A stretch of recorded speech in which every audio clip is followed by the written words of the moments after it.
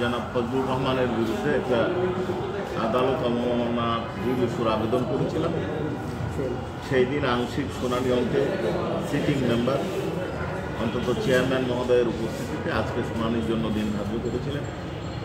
আজকে honourable chairman এবং আরেকজন মেম্বারের উপস্থিতিতে আমাদের লার্নেড প্রসিকিউটর গাজী মনোয়ার হোসেন তামিম আমাদের পিটিশনের সমর্থনে বক্তব্য দিয়েছে। আমরা যে বক্তব্যে উপস্থাপন করেছি তাতে আমরা বলেছি যে উনি একজন অ্যাডভোকেট, উনি একজন মুক্তিযোদ্ধা, উনি একটি রাজনৈতিক দলের দায়িত্বশীল পদে অধিষ্ঠিত ছিলেন। উনি আইন জানেন, জানার পরেও ইচ্ছাকৃতভাবে আদালত অবমাননাকর বক্তব্য দিচ্ছেন। পার্টিকুলারলি দুটো বক্তব্য আমরা নিয়ে এসেছি, যদিও ওনার টকশোর আমরা পুরো অংশটাই দাখিল করেছি।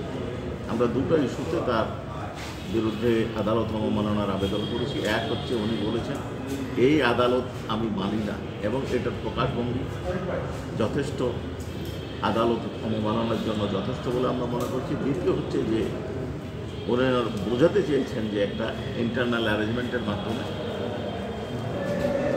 এই প্রসিডিংটা চলছে, যেটা একজন সিনিয়র অ্যাডভোকেটের কাছে কাম্য নয়, একজন দেশের দায়িত্বশীল নাগরিকের কাছে কাম্য নয়। আমাদের শুনানিকালে অনারেবল ট্রাইব্যুনাল বেশ কিছু প্রশ্ন করেছেন, আমরা উত্তর দিয়েছি। শেষে আগামী অনারেবল ট্রাইব্যুনাল আমাদের আবেদন মঞ্জুর করেছেন এবং কেন আদালত অবমাননার ব্যবস্থার জন্য তার বিরুদ্ধে ব্যবস্থা গৃহীত হবে না এই জন্য রুল ইস্যু করেছেন এবং তাকে আগামী 8 ডিসেম্বর সশরীরে হাজির হওয়ার নির্দেশ দিয়েছেন। সেই সাথে এটার বিভিন্ন কপি বিভিন্ন বার কাউন্সিল সহ বিভিন্ন জায়গায় প্রেরণ করেছেন এবং ওনাকে সশরীরে আসা উপস্থিতির সাথে সাথে ওনার একাডেমিক সনদ এবং বার কাউন্সিল সনদ সহ উপস্থিত হওয়ার জন্য নির্দেশ দিয়েছেন। এছাড়াও আজকে ট্রাইব্যুনাল অনেক শাপলা কিলিংয়ে অন্যতম অভিযুক্ত শাহরিয়ার কবিরকে সোনার স্টেট ক্লিয়ার করলে সে অন্য মামলায় গ্রেপ্তার আছে, সেখানে তাকে পিডাব্লিউ দিয়ে আগামী 12-1 তারিখে ধার্য তারিখে তাকে পিডাব্লিউ দেওয়া হয়েছে। যে আপনাদেরকে ধন্যবাদ। মামলায় কোর্ট কিছু মন্তব্য করেছেন, বলছেন যে এটি শুধু অবমাননাকর নয়, রাষ্ট্রদ্রোহিতা শামিল। উনি যেটা বলেছেন যে এটা আইন অনুযায়ী তৈরি করা হয়েছে, কনস্টিটিউশন অনুযায়ী করা হয়েছে।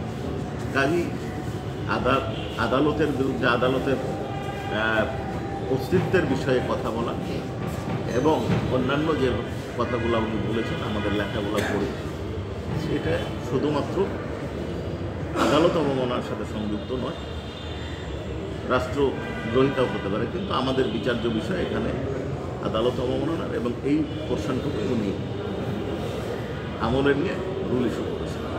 স্যার, কোর্ট এক পর্যায়ে বলেছেন যে ফজলুর রহমান কে, উনি কি আইনজীবীর সার্টিফিকেট আছে, কোর্ট কি এটা আসলেই জানেন না, নাকি কোর্ট একটা বিষয়টা আসলে উনি ওনার নিয়ে সামগ্রিক যোগ্যতা নিয়ে প্রশ্ন তুলেছেন? মামলার প্রসিডিং হওয়ার পর অ্যাকিউজডের পরিচিতি সম্পর্কে কোর্ট জানতে চান, স্বাভাবিকভাবে এখানে জানতে চেয়েছেন। এখানে জানেন না বা জানার বিষয় এটা কোনো বিষয় নয়।